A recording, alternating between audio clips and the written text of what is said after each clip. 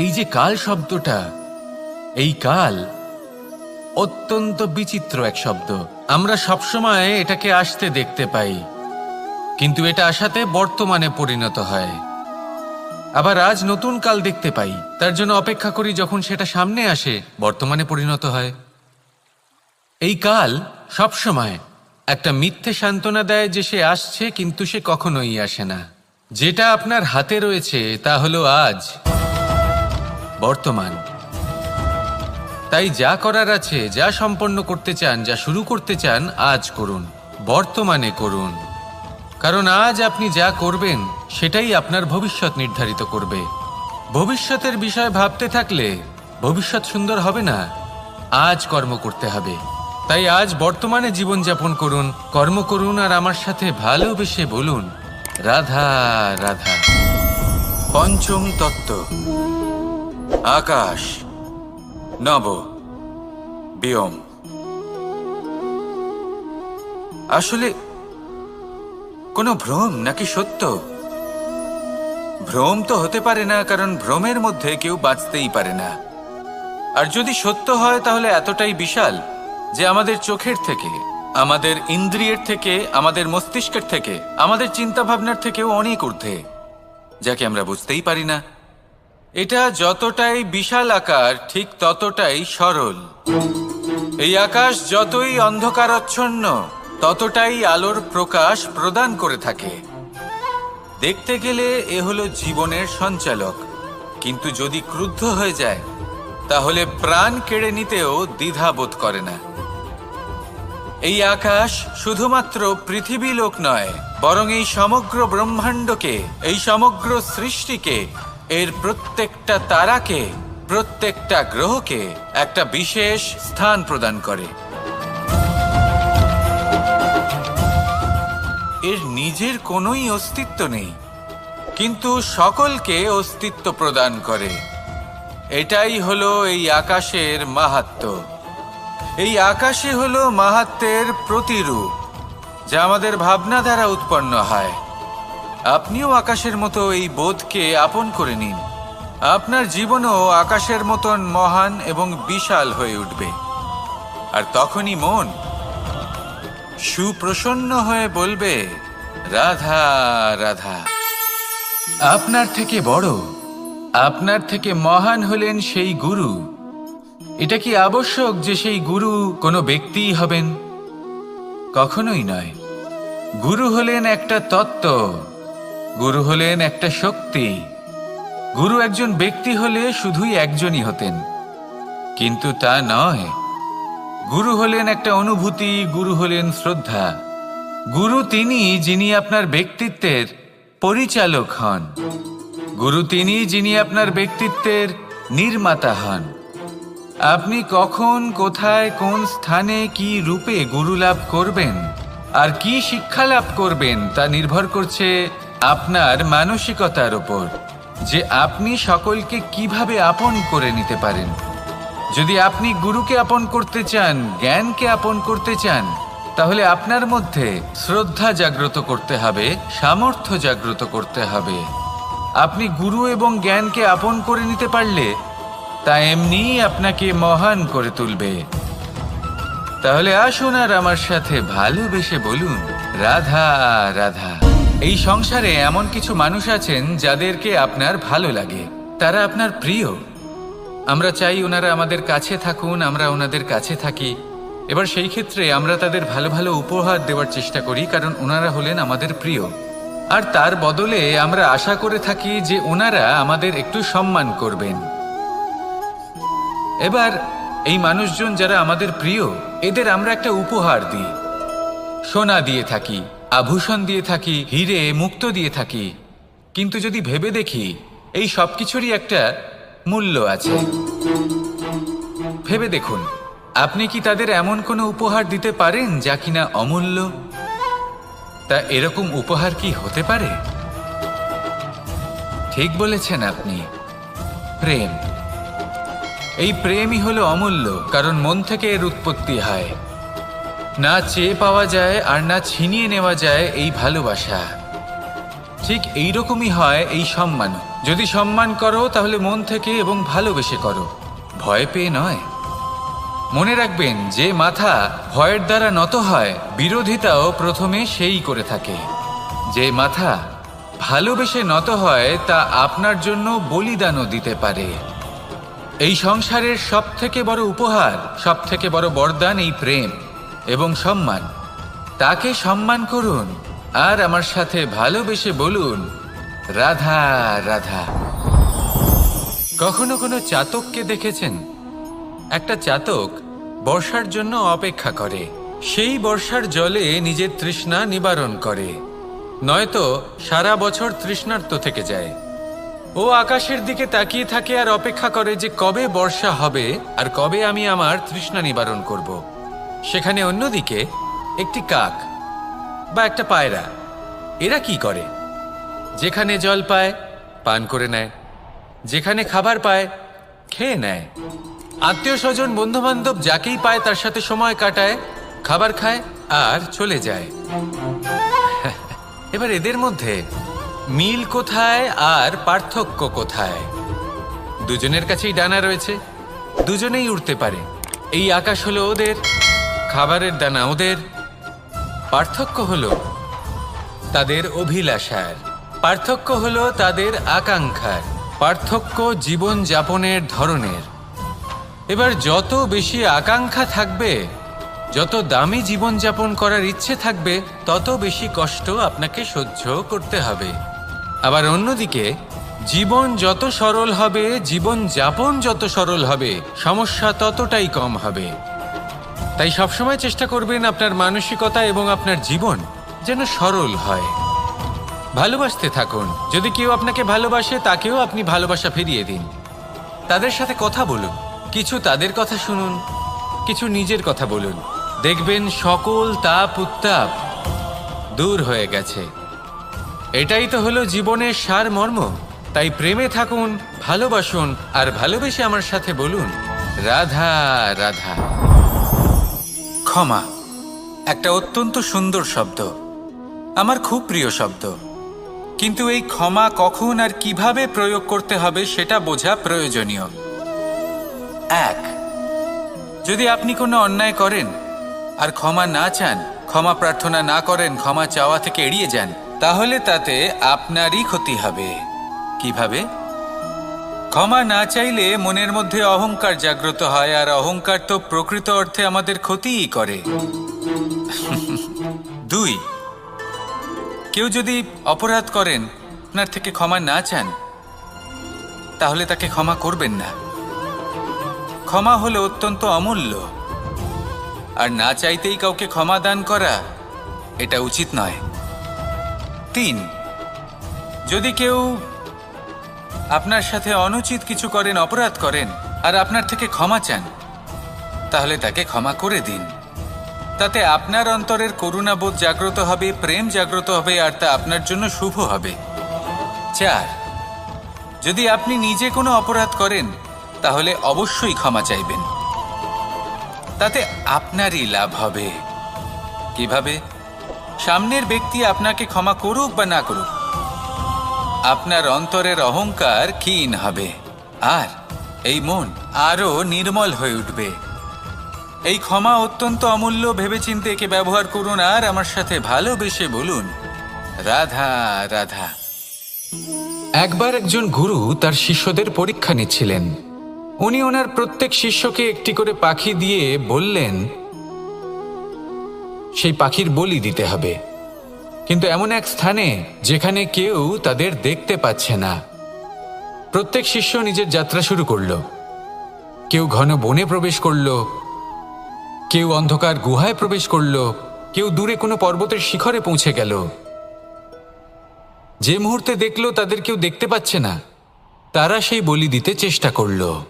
যেই বলি দিতে গেল, সেই পাখি আলোর কিরণে পরিবর্তিত হলো এবং লুপ্ত হয়ে গেল। একজন শিষ্য ছিল যে আবার গুরুর কাছে ফিরে এলো। সে বলল, ক্ষমা করবেন গুরুদেব, কিন্তু আমি এমন কোনো স্থান পেলাম না যেখানে কেউ আমাকে দেখতে পাচ্ছে না। অন্য কেউ না দেখতে পেলেও আমি নিজে দেখতে পাচ্ছিলাম, আমার অন্তর্মন দেখতে পাচ্ছিল।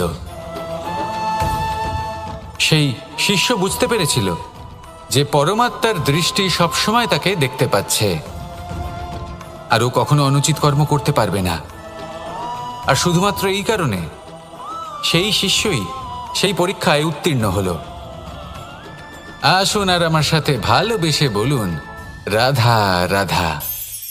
আমরা সবাই ফল খাই, কিন্তু আমাদের সেই ফলই প্রিয় হয় যে পরিপক্ক হয়ে ওঠে, যেটা নম্র হয়, আর যে ফল অনেক বেশি মিষ্টি আর সুস্বাদু হয়ে থাকে, যাদের রঙে বাহার দেখা যায়। সেইভাবে জীবনে আমরা নানান মানুষের সাথে পরিচিত হই, কিন্তু সেই মানুষই আমাদের মন ছুঁয়ে যায় যারা বিনম্র স্বভাবের, যাদের বাণী খুব মধুর, যাদের অন্তরে আত্মবিশ্বাসের একটা তেজ, একটা রং দেখা যায়। এবার এমন ব্যক্তি আমরা কি করে হব? ঠিক সেইভাবেই যেমন একটা ফল রোদ, বর্ষা, শীত, বায়ু এই সকল সংকটময় পরিস্থিতির সম্মুখীন হয়ে পরিপক্ক হয়ে ওঠে, সেইভাবেই মানুষ সংকটময় পরিস্থিতির সম্মুখীন হয়ে পরিপক্ক হয়ে ওঠেন। যদি এই সংকটের সম্মুখীন হন তাহলে অভিজ্ঞ হবেন, আর এই অভিজ্ঞতাই শিক্ষা দিয়ে যাবে। এই অভিজ্ঞতা আমাদের শিখিয়ে দেয় যে আমাদের বিনম্র থাকতে হবে। অহংকার করে কোনো লাভ নেই। মধুর বাণীর যে কি মূল্য তা আমরা শিখতে পারি। এই অভিজ্ঞতাই আমাদের বুঝিয়ে দেয় যে উচিত অনুচিত কোনটা আমাদের দৃষ্টিভঙ্গি তৈরি করে, আর এই দৃষ্টিভঙ্গি দ্বারা আত্মবিশ্বাস জাগ্রত হয়। সেই জন্য জীবনে কখনো বিপদ থেকে দূরে পালাবেন না, সেগুলোর সম্মুখীন হন, অভিজ্ঞতা লাভ করুন, তার থেকে শিক্ষা লাভ করুন, এইভাবেই পরিপক্ক হবেন। আসুন আমার সাথে ভালোবেসে বলুন, রাধা রাধা। মানুষ বর্তমানে নিজের জীবন অতিবাহিত করেন, কিন্তু তার জীবনে অতীতকাল এবং ভবিষ্যৎকাল এই দুটোরই সমান গুরুত্ব রয়েছে। অতীতকাল অতিবাহিত হয়ে গেছে এবং সেটা জীবিত থাকে আমাদের স্মৃতি হিসেবে, এবং ভবিষ্যৎ হলো সেটাই যেটা আমরা শুধুমাত্র কল্পনাই করতে পারি। এবার অতীতের কিছু স্মৃতি এমন থাকে যা আমাদের কাছে আনন্দময় হয় না, তা কটু হয়, দুঃখজনক হয়, যন্ত্রণাদায়ক হয়। আমরা যা কিছুই করি তা বদলে ফেলতে পারবো না, কিন্তু ভবিষ্যৎকাল সেটা আমরা রচনা অবশ্যই করতে পারি, যদি আজ আমরা শ্রেষ্ঠ কর্ম করি। যদি আজকের এই দিনটা আমরা আনন্দের সাথে অতিবাহিত করি, সুখের সাথে অতিবাহিত করি, এক একটা মুহূর্ত আমরা আনন্দ এবং ভালোবাসার সাথে অতিবাহিত করি, আপনার আজকের এই কর্ম আপনার ভবিষ্যৎ নির্ধারণ করবে। আজ আপনি যেভাবে জীবন কাটাবেন তা ভবিষ্যতে গিয়ে অতীতকালে পরিণত হবে, আর তখন আপনি এমন স্মৃতি খুঁজে পাবেন যেখানে আপনি প্রত্যেকটি মুহূর্ত প্রেম এবং আনন্দের সাথে অতিবাহিত করেছেন, এবং সেই স্মৃতি মধুর হবে। তাহলে আজ শ্রেষ্ঠ এবং উচিত কর্ম করুন, আপনি নিশ্চিত রূপে একটি উজ্জ্বল, শুদ্ধ, পবিত্র এবং আনন্দময় ভবিষ্যৎ লাভ করবেন। আসুন আমার সাথে ভালোবেসে বলুন, রাধা রাধা। এই সংসারে অনেক অনেক এমন জ্ঞানী আছেন যারা নিজের সমস্ত জীবন জ্ঞান অর্জন করতে অতিবাহিত করেছেন। এই সংসারে এমন কোনো বেদ নেই, কোনো পুরাণ নেই, কোনো শাস্ত্র নেই, কোনো ভাষা নেই যা ওনারা জানেন না। এমন কোনো বিষয় নেই যা নিয়ে ওনারা কোনো বক্তব্য রাখতে পারবেন না। কিন্তু আমরা এই সকল জ্ঞানীকে কি ভালোবাসতে পারি? এনাদের সকলকে সম্মান করতে পারি না। কারণটা কি? দেখুন, বেদ পড়া একটি আলাদা বিষয়, বেদনা বুঝতে পারা অন্য ব্যাপার। এবং বেদনা বোঝার জন্য, সেই জ্ঞান লাভ করার জন্য আপনাকে মন থেকে করুণা এবং প্রেমের সঠিক অর্থ বুঝতে হবে। সামনের ব্যক্তির বেদনা বুঝতে হবে, তার যন্ত্রণাকে বুঝতে হবে। তারপর যে জ্ঞান আপনি অর্জন করেছেন বেদ থেকে, পুরাণ থেকে, শাস্ত্র থেকে, তা প্রয়োগ করে তার বেদনার নিবারণ করা, সেটা বেশি গুরুত্বপূর্ণ। সেই জন্য জীবনে শুধুমাত্র শাস্ত্র এবং বেদ পড়ে জ্ঞান অর্জন করতে সময় নষ্ট করবেন না। মন থেকে প্রেমের কি অর্থ সেই বিষয়ে জ্ঞান লাভ করার চেষ্টা করুন, করুণাও বুঝতে চেষ্টা করুন। একজন শ্রেষ্ঠ ব্যক্তি হয়ে উঠুন, আর আমার সাথে ভালোবেসে বলুন, রাধা রাধা।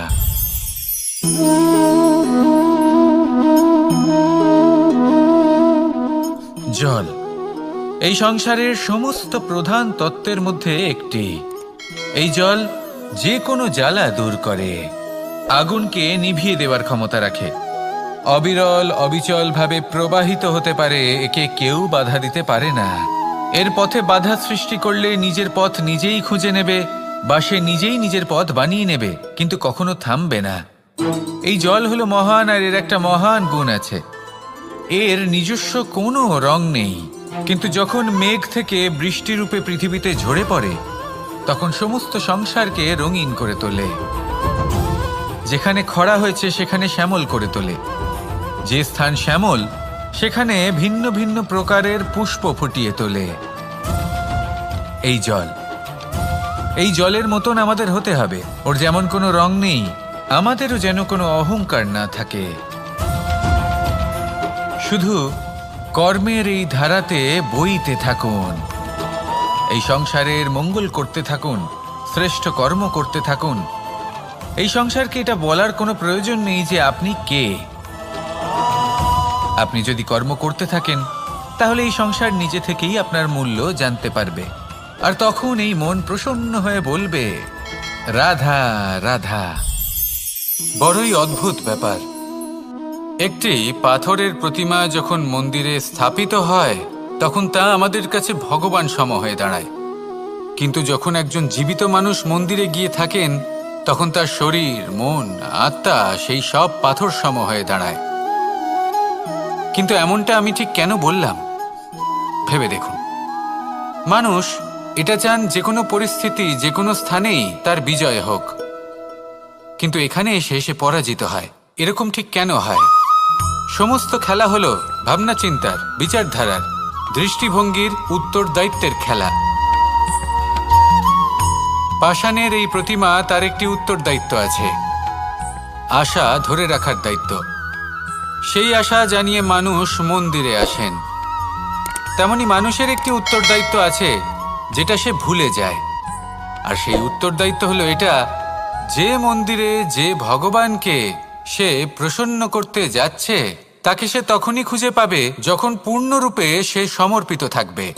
যদি মনে সমর্পণের ভাব না থাকে, তাহলে ভগবান কখনো প্রসন্ন হবেন না।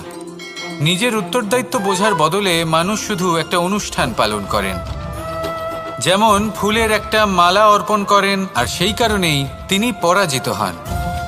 আপনি ফুলের মালা অর্পণ করুন, প্রসাদ অর্পণ করুন, কিন্তু মনের মধ্যে পূর্ণ সমর্পণের ভাব থাকা প্রয়োজনীয়।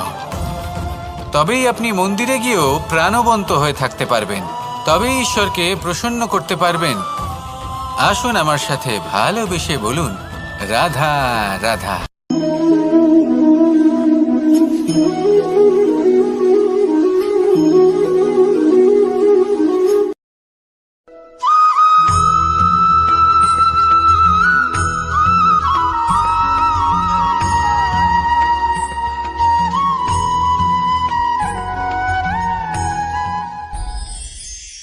জীবনে একজন ব্যক্তি তখনই সুখে থাকবেন যখন তার কাছে সন্তুষ্টি আর আনন্দ থাকবে। সন্তুষ্টি আর আনন্দ তার জীবনে তখনই আসবে যখন তার কাছে বন্ধু থাকবে, কিছু এমন লোক থাকবে যারা তাকে ভালোবাসবে। সেই ভালোবাসা সে তখনই পাবে যখন সে নিজে কাউকে ভালোবাসতে পারবে, নিজের দরকারগুলোকে নিজেই পূরণ করার যোগ্য হবে।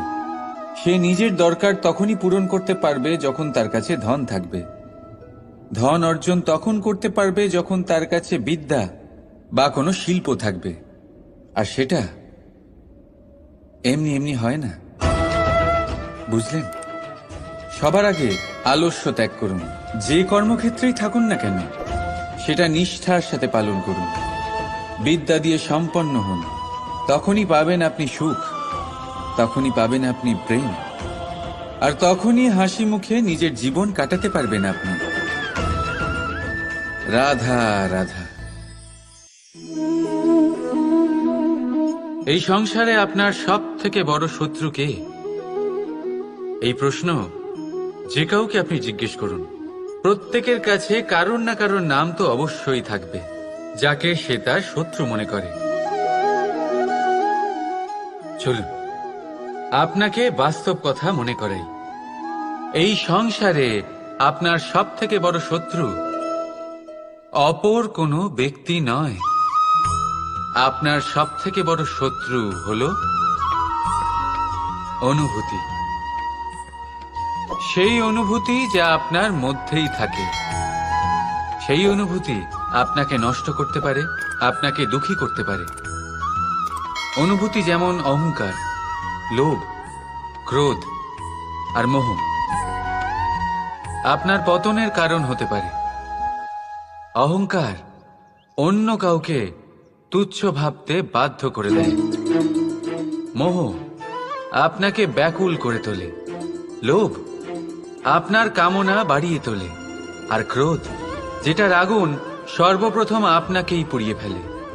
এবার যেমন আমরা অন্য কোনো শত্রুর জন্য ভাবি, এই শত্রুর জন্য কি করব, কিভাবে এই শত্রুকে পরাজিত করা যায়, কিভাবে একে পরাস্ত করা যায়, এই অনুভূতি কিভাবে একে পরাজিত করা যায়, যেহেতু এটা আপনার ভেতরেই আছে। আছে কোনো অস্ত্র? অবশ্যই আছে। আর এই অস্ত্রের নাম হলো সন্তুষ্টি। সন্তুষ্টি একমাত্র পারে আপনার মনকে শান্ত করে দিতে। এই সন্তুষ্টি একমাত্র পারে আপনাকে জীবনে সুখ আর আনন্দের সাগরে নিয়ে যেতে। তাই জীবনে সবসময় সন্তুষ্ট থাকুন। যেটা আছে তার মধ্যে আনন্দ খুঁজুন। জীবন আরো সুখময় হবে। রাধা রাধা। মানুষ সর্বদা এটা বিশ্বাস করে তাকে ওপরে উঠতে হবে, ওপরে, আরো ওপরে উঠতে হবে। কিন্তু আসল বিষয় হলো যে যতক্ষণ না আপনি চূড়ায় পৌঁছবেন, ওপরে উঠে আপনি আনন্দ পাবেন না। এবারে দেখুন এই বৃষ্টি।